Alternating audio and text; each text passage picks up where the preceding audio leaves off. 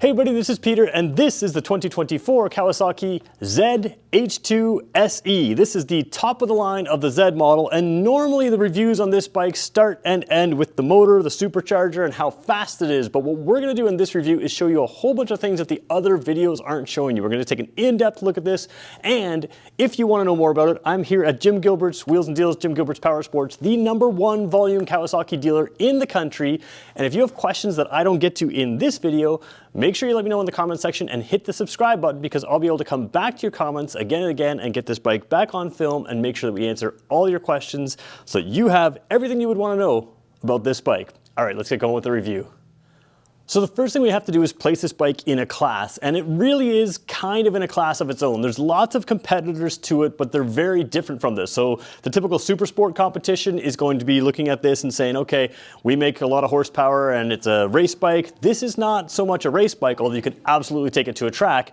There's a lot of pieces about this bike that make it a very fast, but also very practical bike. And when we go through this bike, we're gonna show you some of those pieces. There's always the ZX10 if you wanna pure race bike that's going to make great lap times. We'll have that on this channel as well. The 2024 is here, but this is a little bit less about lap times and a little bit more about real world riding, and it has a lot of things that make it both comfortable and practical, which is important when you have a bike that is supercharged. And let's talk about supercharging for a quick second. Why supercharge over turbocharge? Well, first of all, supercharge gives you more consistent power without having that turbo lag come in. So you've got an in-house designed supercharger from Kawasaki. It doesn't require an intercooler because of the way it's designed and the way it works, and it also gives you a broad range of power, which again is different than a lot of super sport bikes that have a lot of their power at the top end. So this thing already is super unique, but let's start looking at the components bit by bit and talk about what makes it really special.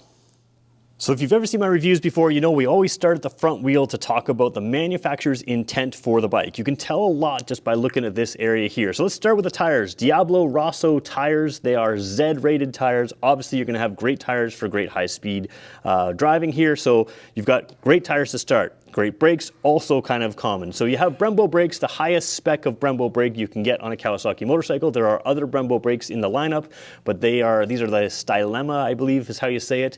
The other ones would be a little bit lower spec. So Brembo brakes are going to give you not just great braking, but also great cooling, which means you can consistently stop from high speeds without having a lot of brake fade. They tend to be a little bit lighter weight than many of the competition, so you have that less unsprung weight, which is also why you have the upside down suspension. Suspension is adjustable, but it's fully electronically controlled. What that means is it can read the road for you and help smooth things out, but it can also use the IMU, which is a sensor that we'll talk about in a second, but it allows it to sense brake dive as you hit the brakes or as you gear down and the front dives. The suspension can sense that, and it can continue to give you a firmer suspension during braking. It can continue to adapt during cornering and also during acceleration, so it can always adapt. It's electronically controlled, and there are settings within the dash where you can sort of play with that as well. So you have top level suspension, top level brakes, top level tires, and then you have KIBS, K-I-B-S. Of course, this bike has ABS brakes, but traditional ABS brakes tend to just sort of pulse the wheel when it senses slipping. These ABS brakes sense far more than just the brake lever and the wheel speed sensor. They can sense, like I said, gearing down. They can sense acceleration and deceleration changes that happen outside of the brakes. So, you know, whether it's hills, whether it's gearing, whether it's anything else, it can sense all that, and then it applies your ABS brakes in a little bit different way. So it's less, you feel less intervention at the handle or at the pedal, whichever one you're doing. And then you have more precise ABS that's really going to adapt to what you're doing. And of course, it's cornering sensitive. So if you're jam on your brakes in a corner, the ABS senses that you're in the corner and can adapt it differently. So everything you're looking at here is top of the line Kawasaki, including things like braided lines. You don't have braided lines on something like the, some of the other bikes, super sport bikes we've looked at just out of the factory. You do have them here. The other thing you have is a curved radiator there. Like I mentioned, no intercooler, no separate intercooler for the supercharger. It's all sort of built into the engine cooling there. So really high tech, but also really functional for you as a rider.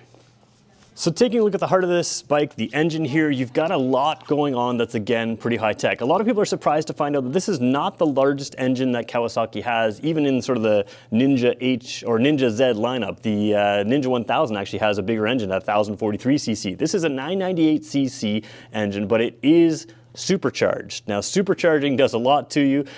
Different horsepower numbers out there on the line. Of course, Kawasaki doesn't release horsepower numbers, so it's around 197 horsepower, depending on who you believe online, and 101 foot-pounds of torque. But it's not so much about peak numbers, because peak numbers are on all kinds of bikes, and they're really only top-end power on a lot of bikes like this. Whereas this bike, the way the power delivery comes on is completely different than a super sport bike, and that comes down to the supercharger. So let's talk about that supercharger really quickly for a second.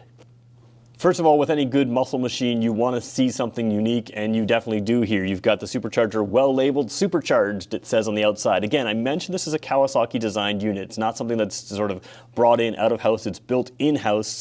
Aerospace engineering they talk about. There's all kinds of things. Kawasaki's a huge company which has all kinds of different divisions.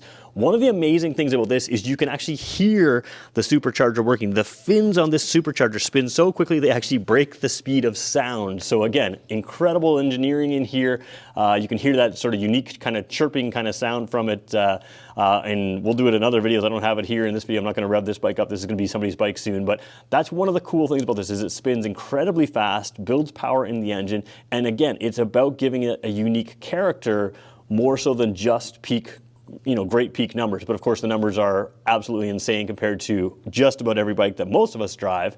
But yeah, it's the power delivery that a supercharger brings, and that's what makes this pretty cool. So taking a look at the rear of this bike, you've got a few other things worth noting. Of course, large disc brake on the rear, larger than a lot of other bikes. Again, this is all about stopping power with that KIBS braking system, that intelligent braking system. You do have a sound-tuned exhaust. So again, they're tuning this for all about experience. And that's the whole thing with this bike, from the engine to the suspension to the brakes to every piece of it, even the braided lines on the brakes. All of it is about an experience, how it feels, how it sounds, everything else. So again, sound-tuned exhaust. Only very few bikes from Kawasaki have a sound-tuned exhaust to make it sound great. This is one of them. And then you have what you can't really see here, but this is a 190 series tire. So 190 across the diameter here, a huge tire.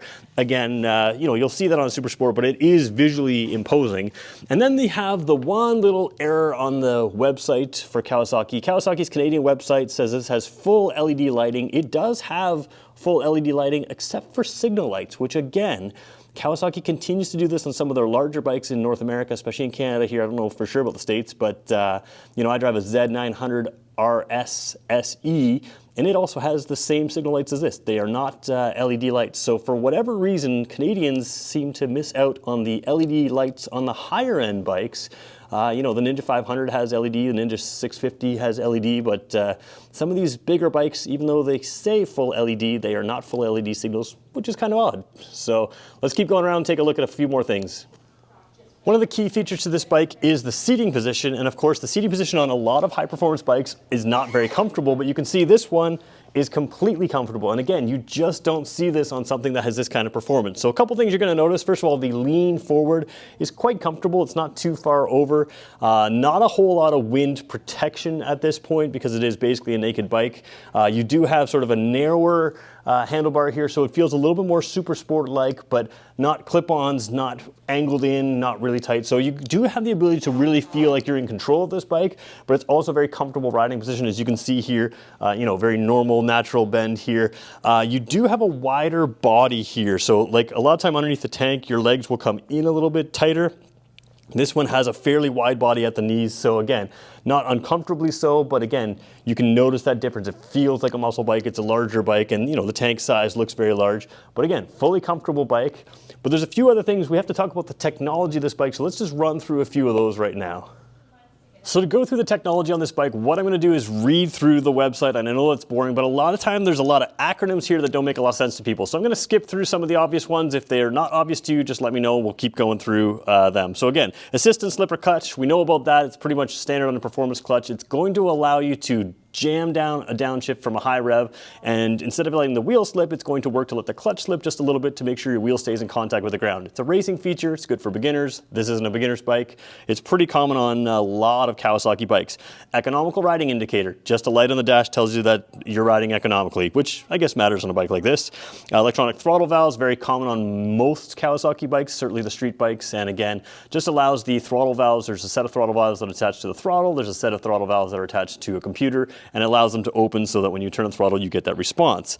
Kawasaki Cornering Management Function, KCMF. Basically what this does is it can sense all of this stuff. This is related to the IMU, which we'll talk about in 1 second.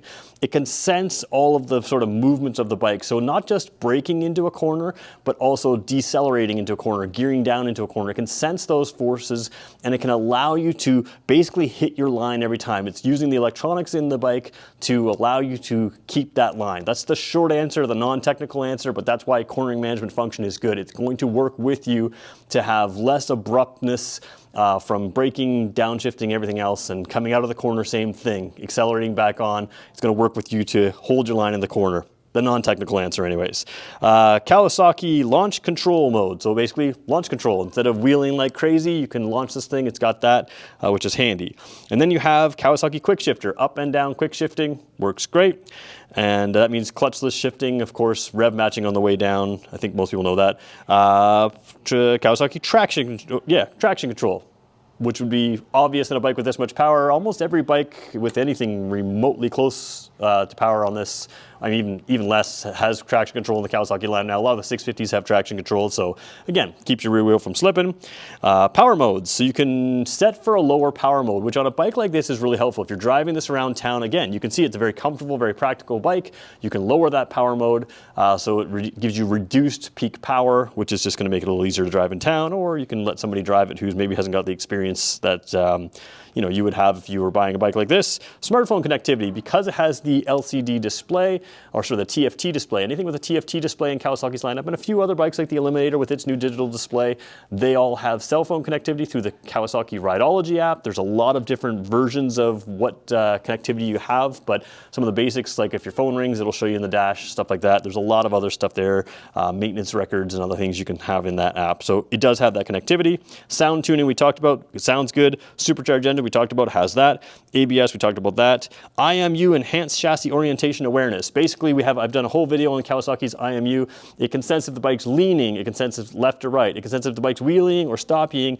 It can also sense if there's a twisting on any of those forces. So when it senses those things, in this bike, the suspension can adjust itself. The traction control can adjust itself, the ABS brakes can adjust itself, the engine, there's all kinds of things that can adjust itself, but it always knows exactly the angle it's at, exactly the G-forces it's facing, and because of that, it has a number of electronics that make it better or easier for you to ride and help you in emergency situations as well. And then we have the electronic control suspension and Kawasaki's anti-lock braking system. Now, all of that was mentioned. I didn't see cruise control mentioned. Bike also has cruise control. So again, you can take this on longer rides, relax your right hand. That's just the technology. A lot going on there, but hopefully that all made sense. Let's go and take a look at that dash now.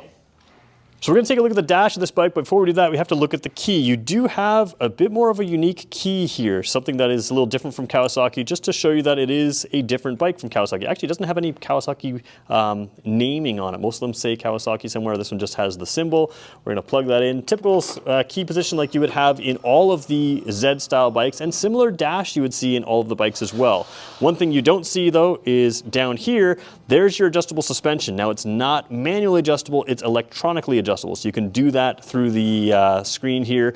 We probably won't get to that. We might do a technology video on this later. I don't want this video to go too long, but let's take a look at the dash here. Again, displays are very hard to film. They don't show up perfectly, so we're going to sort of show you our way through this. Now, there's lots of driving modes here, so we're going to go all the way to the top there. That is the sport mode there. I believe that will be it at the very top. Yep, sport mode is at it on the top. Then we come back down to the road mode, which we saw. Both of those are going to give you full power, but a little bit different tuning.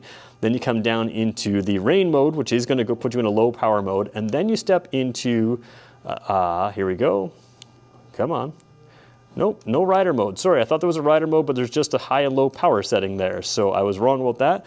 But zipping through, you do have a 12,000 RPM red line. You have fuel gauge down the left side here, average and all your fuel efficiency down there. Let's sort of cycle through some of those things right down there. So let's go through this one here. We've got the average fuel efficiency showing in kilometers per liter. You can do liters per 100 kilometers, miles per gallon, UK, US kind of thing. All kinds of different ways to do it. But you have average, and we'll go through to the range there, which will display when you're driving, average speed as well, total time, battery voltage, and then your instant. So instant and then average there. And just above that, there's the odometer. There's also the trip A, trip B, And then you have your lean angle sensors, which again, that is a bar graph that will move. Let's see if I can move the bike a little bit here. Yeah, I don't want to do it, pull out the kickstand out of the shot, but that is a bar graph showing you your exact lean angle. So at a glance, you can kind of see that. And then if you cycle it again, you can see it's moved 16 degrees to the left and 4 degrees to the right since it's been reset. So again, not a lot of movement on this bike so far, but it gives you a percentage. So that's kind of nice. If you come out of the corner, you can sort of see your max lean angle. You know, if you got a little extra lean in one angle over the other, and then back to odometer there. So lots of stuff in this dash. You can dig into a whole bunch more functions. You can invert the colors. You can change sort of the look of it all here. Coolant temperature is always up, or sorry, yeah, coolant temperature, outside temperature, clock is always there. Gear indicator as well. And again, this has a quick shifter, so you can use the clutch to get into gear if you want, and then go clutch free from that point on. One thing I do want to show you is the front of this bike, because this is a little bit unique even in the Z lineup. So let's show you that right now. So the headlight doesn't light up unless you start the bike. I'm not going to start it up right here inside because that's just going to be a lot of noise and stuff. But right here you have the LED headlight, bright white LED headlight, still incandescent light bulbs there. But the interesting thing is here is that the body here, unlike a lot of the Z bikes where the headlight is sort of attached to the handlebars and the front wheel, you have this section here attached to the front, but this section here is a lot like the Ninja bikes. Of course, there's no there's no other bike in the Z lineup that has that front end, so that's just something stylistically a little bit different. Taking a look at the left side controls, you actually see pretty typical Kawasaki stuff. Similar to the Ninja 1000 SX, for instance, your high beam is over here, so you can sort of push it out to stay on or tap it in. You can kind of see it, just see it by my finger there. That's a flash to pass like on most Kawasaki bikes. Horn down here, signal lights right there. This is the controller that we were using for just sort of switching through those displays. There's other controls in the dash that we can show you, but like I said, that's sort of a whole other video to start showing you all through the dash. Reset button over here, and then your cruise control over there, as well as your hazard lights down there. So a lot of controls that are very easily at hand. You're not going to accidentally put on your cruise control, but you will be able to play with your settings in your dash very easily. And of course, everything else is well placed. On the other side, there is another piece to the controls for the dash. Let's just quickly show you that right now. So throttle side, again, shared with something like the Ninja 1000 SX, you have your start button, kill switch, all built into one. Interesting, it's not red on this bike. I don't think there's any. They're very rare that the switch isn't red on most bikes, but it is on some of these Kawasaki's. There is a select switch down here. That, of course, also controls some of your dash settings there. So you have one button on the right while you're riding and everything else on the left, all pretty easy to control. A bit of a busy shot right here, but this is still the throttle side here. One thing to point out is typically when Kawasaki has an adjustable brake lever, you see a sort of a knob up here. You do have that on the clutch side. This one at first glance doesn't look like it's adjustable, but it is. You can turn this here. It's a full Brembo system. A lot of the, like for instance on my bike, which has Kawasaki, the Z900 RS SE, which has Brembo brakes, it does not have a full Brembo brake system. It's just Brembo down low. This is Brembo throughout with the braided lines throughout. So again, different style brake here, which again punches right onto the piston there. A lot of that is similar, but the Brembo style has a different adjustment. So both brake lever and clutch lever are adjustable for reach, allowing you to have exactly the grab point where you want it, or if you have smaller or larger hands, it'll fit you perfectly. So let's talk about who this bike is for. So first thing is, this is for an experienced rider. Even from an insurance standpoint, no insurance company is going to let a beginner rider ride this unless you give them all kinds of money, and many will just won't insure you as a beginning rider. This is a powerful bike that has that supercharged engine, which is going to deliver power throughout the power band. That's one of the key pieces to this.